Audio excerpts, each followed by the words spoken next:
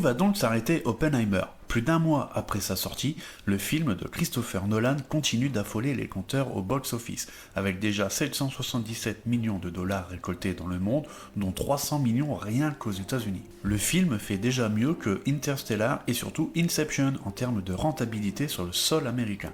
Concernant Christopher Nolan, le film se place derrière The Dark Knight et The Dark Knight Rises, qui, eux, a priori, ne seront pas dépassés. Ce succès mondial est d'autant plus une véritable performance, étant donné le sujet du film peu rassembleur sur le papier, sa durée de 3 heures qui limite le nombre de séances et sa classification rated R rien qu'aux États-Unis. On estime qu'il y a un risque en appuyant sur ce bouton de détruire le monde. Autre exploit, Oppenheimer réalise ses scores faramineux tout en n'étant pas en tête du box-office, Barbie restant quant à lui indétrônable. Oppenheimer n'étant pas encore sorti en Chine, il peut encore espérer dépasser la barre symbolique du milliard de dollars, ce qui serait vertigineux. C'est une question de vie ou de mort. Et je peux accomplir ce miracle. A partir de là, plusieurs questions se posent. Est-ce qu'on doit donc attribuer ce succès pharaonique au phénomène Barbenheimer, les deux films ayant fait donc un gros buzz sur les réseaux sociaux?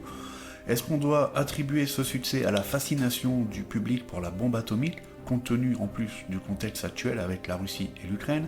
C'est bien possible, hein. La bombe atomique fascine autant les gens que ça lui fait peur. Donc, je pense que c'est une des raisons qui ont attiré les gens en salle, notamment. Et ensuite, donc, est-ce qu'on doit attribuer ce succès à Christopher Nolan? Bien entendu, capable, on le sait, ne serait-ce que sur son nom, de faire déplacer les foules en salle. Son dernier film, Tenet, avait plus ou moins bien réussi à faire revenir les gens dans les salles de cinéma après le Covid. Chacun ira piocher ses arguments ici et là en fonction de son ressenti. Si on m'avait dit il y a 6 mois que le film écraserait Mission Impossible 7 et Indiana Jones 5, honnêtement, je ne l'aurais pas cru.